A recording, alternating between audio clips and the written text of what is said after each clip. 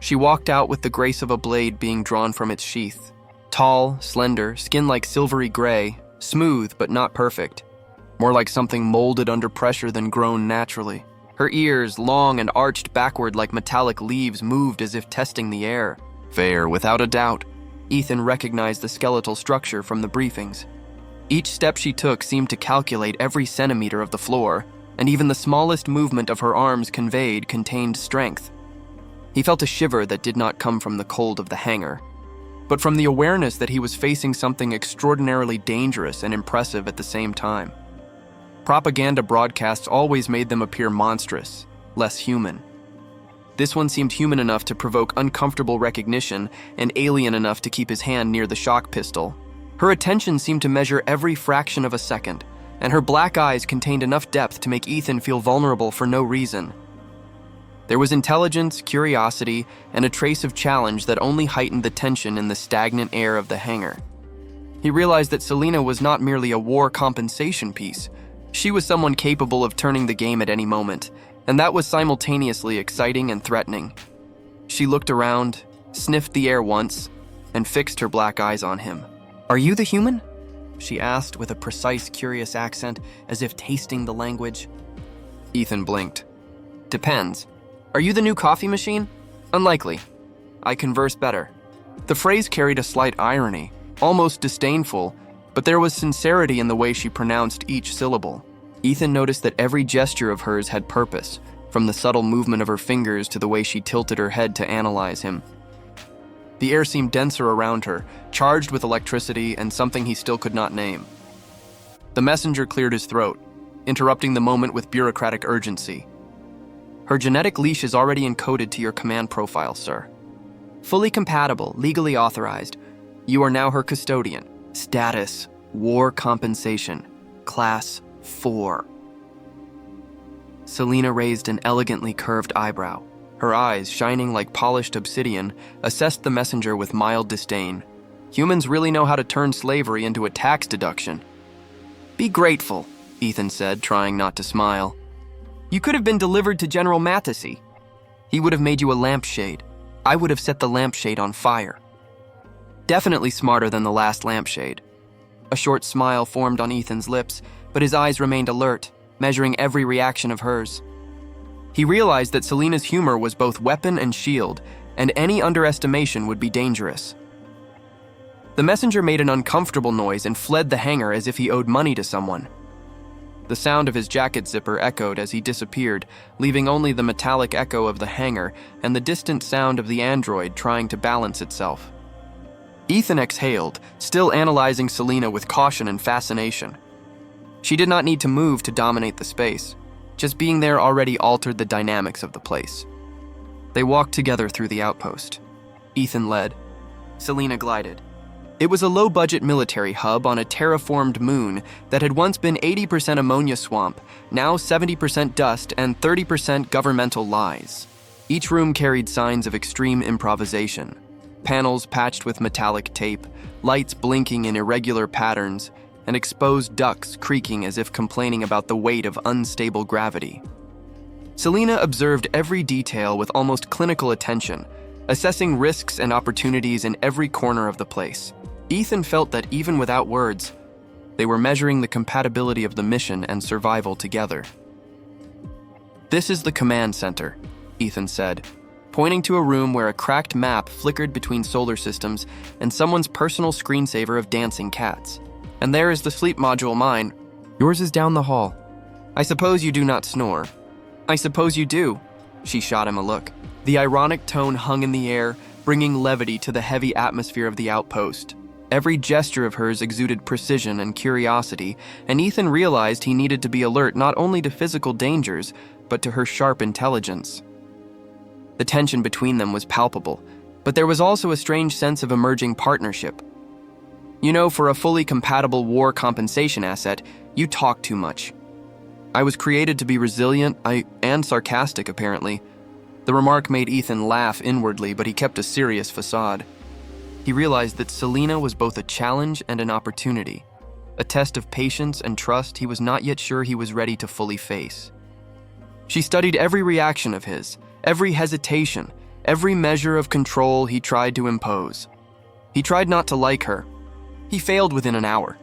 When she took over the kitchen processor to make something like a Veyr nutritional paste, neon green and pulsating lightly, he decided she would either kill him or save him, possibly both. The peculiar, almost electric aroma emanating from the paste filled the air, making Ethan feel a mixture of curiosity and fear.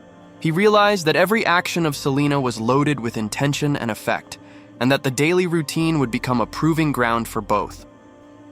"I'll make it easy for you," Selena said. "I won't try to escape, I won't try to kill you, and I definitely won't call you master." "Deal?"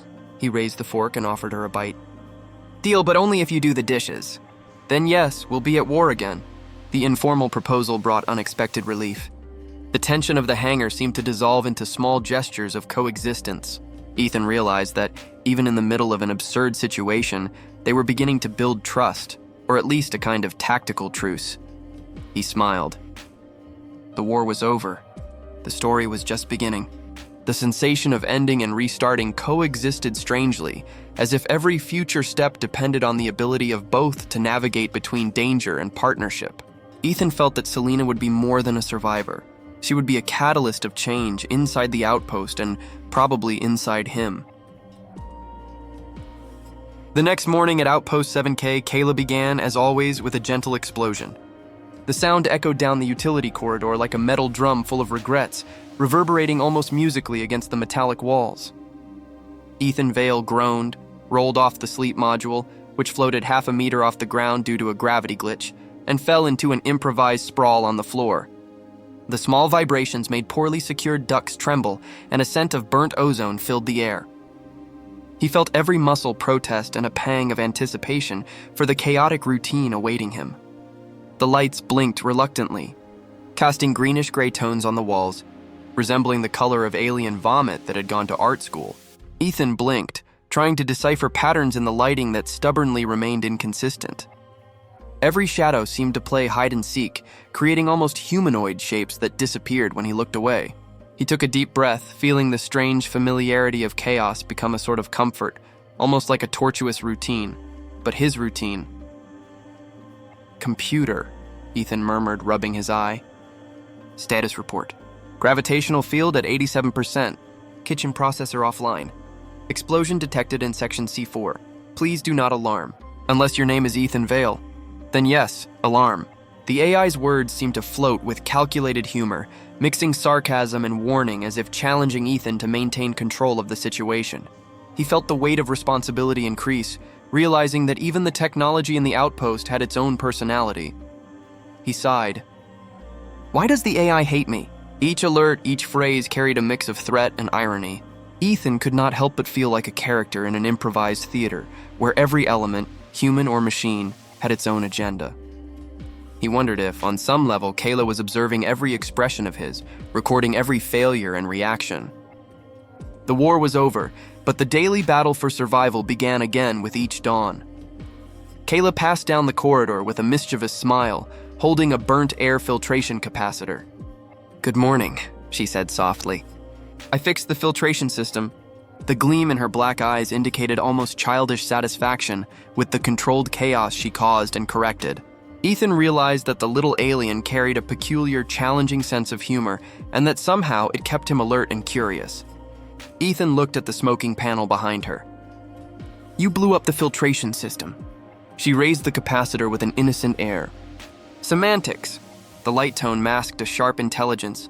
Every action of hers seemed intentional, a mix of testing and play.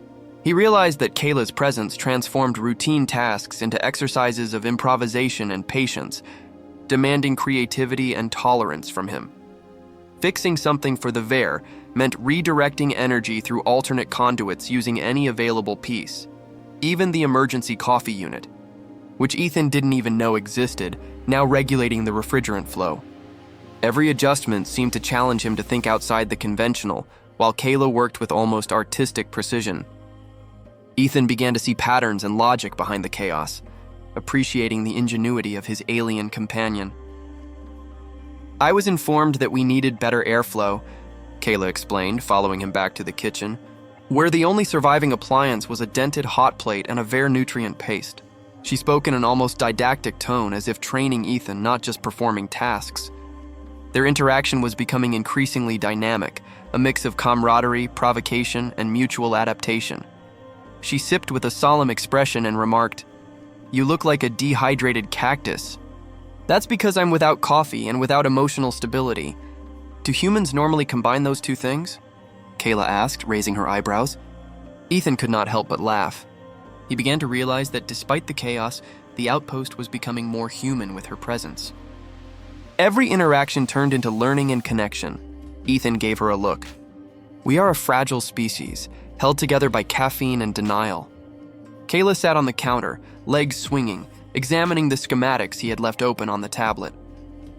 "Your security systems are ridiculously basic." "Thank you." He smiled. Everyone wants to hear that about their own home defense.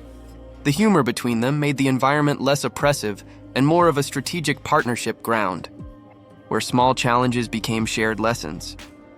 "I could hack your communication channel with just a spoon and a bad attitude." "You already hacked the mess hall door twice." "That's not hacking," she said proudly. "That's artistic expression." Ethan began to understand that Kayla had her own ethics and logic, a way to test limits and teach without ever needing to formally instruct. She was unbearable, cunning, evasive, brilliant, and this was starting to drive Ethan crazy in a way he didn't want to admit. He noticed how she always sat with her back against the wall, how her eyes scanned every room twice before entering. She didn't fully trust him, but she was trying to live there. Ethan realized that Kayla also evaluated every gesture of his, every expression, as if living together were a silent, strategic game. There was something fascinating in the way she turned suspicion into learning. Later, while reviewing supplies and trying not to worry about how many times Kayla had modified the electrical grid just to see what would happen, he found her perched atop the central tower, where the atmospheric dome met the raw starlight. She looked down as if the entire world were a chessboard, and he was only beginning to understand the rules. Ethan felt a mix of relief and apprehension, knowing that daily life with her would be as challenging as it was educational. Kayla rolled her eyes and laughed at something only she knew. "You know that if the dome breaks, you'll float until you become a space octopus," he said through the communicator. "Then let me be cherry-flavored," she replied, laughing. Her humor was sharp, and the way she handled potential dangers seemed like a calculated dance. Ethan felt a pang of admiration for her courage and irreverence. Kayla had the ability to make dangerous situations almost light, and he began to trust that more than he wanted to admit. He offered her a cup of rehydrated cocoa. "Is this poison?" "Only emotionally," she replied, taking a sip, then another. "Horrible." "I love it." Ethan realized that the connection between them was beginning to form in small interactions, as if every shared moment reinforced the feeling of belonging to something bigger. The silence that followed was not empty, but charged with mutual understanding. Every gesture, every smile, began to build a foundation of trust and unlikely partnership. They sat in silence, the stars spinning above, silent witnesses to two survivors, a finished war, and a growing collection of inside jokes. Neither of them was prisoner nor jailer. Perhaps they were just tired of definitions. Ethan realized that time passed differently in her presence, as if each second had its own weight and meaning. The feeling of normalcy, even amid spatial chaos, was strangely comforting. Later that morning, the toaster finally developed consciousness. It began with smoke, not the usual kind, but aggressive, intentional smoke, saying, "I've considered my life choices and chose fire." Ethan couldn't help but laugh, imagining the level of sarcastic programming Kayla must have incorporated into the machine. He realized that life in the outpost was becoming increasingly unpredictable and full of involuntary humor. Ethan entered the dining room and found Kayla crouched in front of the toaster, whispering in Veyr dialect. He recognized enough to catch the phrase, "And if you try to burn another carbohydrate, I swear by the bones of my ancestors." Kayla looked at him with a silent, challenging smile, and Ethan had to admit that the toaster and she were in a kind of rebellious alliance. The outpost was now a living ecosystem of machines, aliens, and humans, interacting in perfect, albeit chaotic, harmony. "Threatening the bread again?" Ethan asked, frowning. "It screams when I put the bread in," she replied without raising her eyes. "I scream too before meetings." Ethan realized that even in small eccentricities, Life with Kayla made everything more interesting and unpredictable. Every alert, every strange gesture created a subtle, almost imperceptible, but fundamental bond. Normally, she leaned over and cleaned ashes from her sleeves, long ears trembling in irritation. "Your technology is emotionally unstable," Ethan commented. This toaster came with mild depression and a free coffee mug. "The mug lies," said Kayla.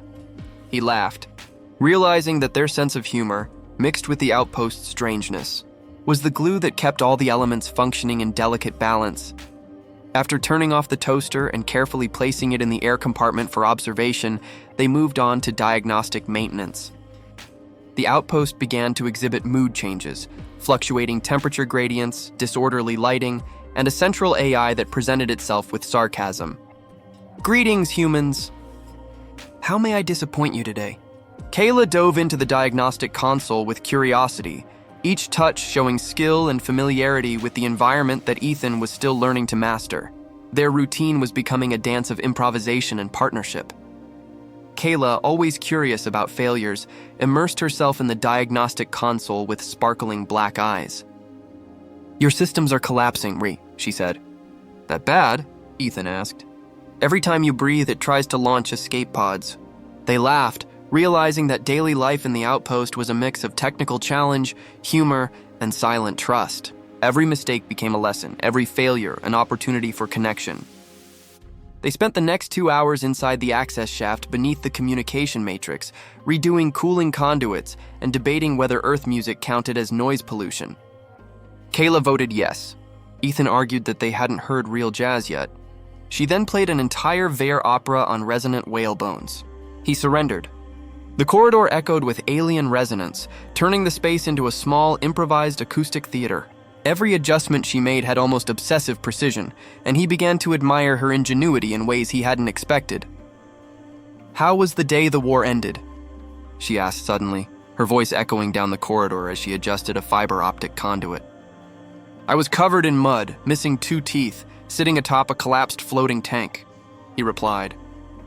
"I watched half my platoon vanish in an antimatter explosion. The ceasefire arrived like a whisper, no fanfare, just silence." Ethan felt the weight of memory, recalling lost faces and decisions that still haunted him. Kayla listened in silence, absorbing every word, and for the first time, something in her eyes seemed to reflect true empathy. Kayla nodded, remembering how the Veyr cities fell silent as well. Lanterns were lit not for victory but for memory. The environment became imbued with mutual respect for what both had survived. Ethan realized that sharing these stories was not just an act of trust, but a way to humanize a universe that often seemed cold and mechanical. Every blinking light in the outpost now seemed more alive, echoing memories and hopes, not just technical signals. A moment of silence followed, heavy with something neither dared to name. Then, predictably, the mood was interrupted. Proximity alert. Unidentified ship approaching. ETA 10 minutes. Ethan stood, heart racing, as Kayla rushed to the monitoring controls. Both felt a mixture of adrenaline and excitement, aware that their peaceful routine was about to be tested. The tension spread through the outpost, even affecting the toaster, which seemed to emit small warning vibrations. "Ship? Who? Not scheduled. Military," said Kayla, already checking the frequency. "Official registry." They exchanged a glance. Something sharp passed between them, more readiness than fear. They armed themselves, prepared the systems. Even the toaster seemed to rise in anticipation, as if it understood that each of their actions mattered. Ethan felt a strange sense of pride and partnership. They were not just surviving, they were reacting together. The ship's landing was abrupt, almost a physical jolt. The lunar floor trembled with the ship's landing struts, raising red dust throughout the atmospheric dome. It was a new model, sleeker than Ethan expected, without insignias, only attitude. Tension mixed with curiosity. Who was the visitor, and what impact would they have on the delicate balance they had built? Kayla remained calm, but Ethan noticed that every muscle in her body was ready to react. "I hope it's just a social visit," he murmured, adjusting the rifle strap. "If they bring snacks, I might reconsider vaporizing them," Kayla replied, with a playful smile that contrasted with the gravity of the moment. Her irony eased part of the tension, allowing Ethan to breathe a little more slowly. Every word carried the weight of their complicity, and even in danger, the connection between them seemed unbreakable. The warehouse door opened with a dramatic sigh. Two officers entered, impeccable, followed by a tall, robust security robot, more threatening than any human crew member. Ethan noticed every detail: posture, uniforms, even the shine in the robot's metallic eyes, and began mentally assessing every possible threat. Kayla, beside him, seemed to read the situation with precision and calm, ready for any eventuality. The hangar was charged with expectation. "Lieutenant Ethan Veyr?" asked the lead officer, removing his helmet with the elegance of a fiscal audit. "That's me. I prefer Outpost Emperor on formal occasions." Ethan's dry, controlled tone was balanced by Kayla's wit, casting discreet glances and assessing every reaction from the visitors. He realized that unexpected diplomacy was as important as military readiness, and that this interaction could determine the outpost's immediate future. The commander did not smile. "I am Commander Riven. Central sent us to assess the status of Outpost 7K and certain personnel management anomalies." Every word carried authority and impersonality. Ethan realized that the true test was not physical, but political and strategic. Kayla discreetly adjusted her equipment, ready to provide any information or distraction necessary, demonstrating her invaluable utility. "Anomalies?" echoed Ethan. "Like the homicidal toaster or the algae flirting with maintenance droids?" His humor was a defense, trying to ease tension. Riven didn't mind, but Kayla couldn't help smiling. The dynamic between the three humans and the robot was complex. Every gesture could be interpreted in multiple ways. Ethan began to realize that humor could be a silent weapon, capable of disarming or confusing authority. Riven's eyes turned to Kayla. "I'm referring to the alien." Every word he spoke carried a procedural weight that seemed to cut through the air of the hangar. Kayla offered a sharp smile, like a blade reflecting light. "She has a name and a rifle, Commander," Ethan said, "and she knows how to use both." Tension rose. Riven hesitated for a moment, assessing whether the alien was a real threat or just part of the outpost's peculiar personality. Kayla held a firm posture, but Ethan noticed a glint of curiosity in the commander's eyes. The remainder of the visit turned into the longest and most tedious interrogation of Ethan's life. Riven questioned inventory, communication logs, structural anomalies, and the fact that Ethan hadn't transferred Kayla to a designated facility. Each of Ethan's responses was measured, cautious, balancing truth and strategy. Kayla remained at his side, observing, interacting only when necessary, but her black eyes gleamed with intelligence and wit. The tension was almost palpable, and even the toaster, unusually silent, seemed to absorb the gravity of the moment. "Because she isn't a gift," Ethan replied. "She's a person." The sentence sounded simple, but carried a conviction that couldn't be ignored. Riven narrowed his eyes, weighing whether to press further or accept the plain truth. Kayla, sensing the intensity of the moment, crossed her arms, showing that she fully supported Ethan.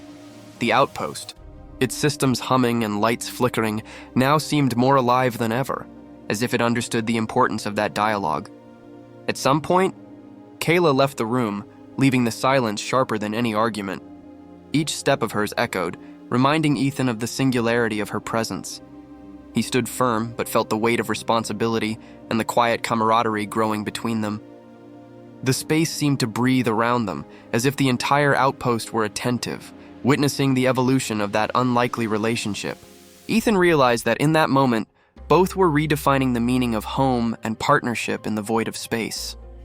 That day, under the artificial sky that now felt a little more real, Ethan and Kayla reinforced their silent bond. No proclamations were made. They simply understood. They belonged there together, rebuilding and living. The daily routine gained new depth, each shared task transforming into an opportunity for trust and collaboration. The outpost systems, once mechanical and cold, now seemed to reflect their personalities, adjusting to their idiosyncrasies. And Kayla's silent presence added a touch of humanity to the station's metal and glass. In the months that followed, life at Outpost 7K began to stabilize, or at least become strangely predictable. Kayla helped Ethan reconfigure the energy system, now redesigned to tolerate accidental explosions, suicidal toasters, and even unexpected lunar sandstorms. Each day brought small victories, a system operating without failure, algae blinking with precision, a central AI developing a sense of humor. Ethan realized that with Kayla by his side, even chaos had order. Each daily challenge was now an opportunity to experiment and laugh, rather than merely survive. The central AI, once apathetic, now occasionally murmured advice, usually sarcastic. "Perhaps it's time to confess your feelings, human." Ethan rolled his eyes, frustrated and amused at the same time. Kayla laughed, the metallic sound of her long ears shifting gently like sensitive antennas. They began to realize that even amid technology and war, there was still room for humor, connection, and small eccentricities that made life more bearable. The outpost, little by little, was becoming more than a military base. It was becoming a home. When the sensors finally detected the approach of the command team, both were ready. Ethan checked his rifle, adjusted his helmet, and looked at Kayla. She simply smiled, confident, her long ears twitching slightly. "Ready to disappear, literally?" Ethan asked. "Always," she replied. Every shared breath was filled with tension and anticipation, but also with a silent understanding. Neither would allow anything to destroy the home they had created. The outpost felt alive under their touch, ready to deceive any intruder with its perfect illusion. In less than an hour, Outpost 7K was virtually invisible to conventional scanners. The algae blinked in organic camouflage, the optical network disguised contours, and the central AI adjusted communication signals to create a false image of normal operation. Every detail had been planned with almost obsessive precision by Kayla, while Ethan oversaw the defense operations, ensuring there were no flaws. The silence between them was comfortable, loaded with trust and complicity, as if each movement were a silent dialogue, affirming that they were both in control. When the command team finally arrived, there was nothing to see beyond an apparently empty outpost, functioning within normal parameters. Ethan and Kayla watched from the shadows, hidden with the quiet satisfaction of those who win not with weapons, but with ingenuity and patience. Every step of the officers was noted, every glance checked, and nothing seemed out of place. The subtle shared humor between the two became an invisible force, a silent victory that no report could ever capture. Later, under the starry sky of the moon, they sat on the roof, sharing an improvised drink and contemplating the emptiness full of stars. "You were the strangest gift I've ever received," Ethan said. "And you, the worst reward I've ever had to endure," Kayla replied, smiling, and they laughed together. That laughter was different from any other. Relief, trust, and the recognition that they had overcome every challenge together. The outside world could be unpredictable, but there, above Outpost 7K, they found something solid: companionship, understanding, and a sense of home that no danger could destroy. They were no longer soldiers. They were not enemies. They were not just survivors. They were something new, a microcosm of life built on respect, humor, and complicity. Every gesture, every joke, every small routine transformed the outpost into a living space, full of personality and shared memories. Ethan and Kayla together had managed to turn cold technology and lunar hostility into warmth, life, and humanity. And as the stars slowly rotated above them, Ethan realized that the real battle was not out there, but inside each of them, and it was finally over. And so, the fate of two worlds intertwined forever. The soldier, who believed he fought only by orders, discovered something no war could teach, and she, a prisoner from another planet, found in the human heart what her species would call impossible: empathy. But this is only one of the many forgotten stories on the edges of time. If you've made it this far, subscribe to the channel Echoes of the Last Era to hear more tales of lost worlds, forbidden loves, and secrets hidden among the stars. Leave a like, share, and until the next Echo.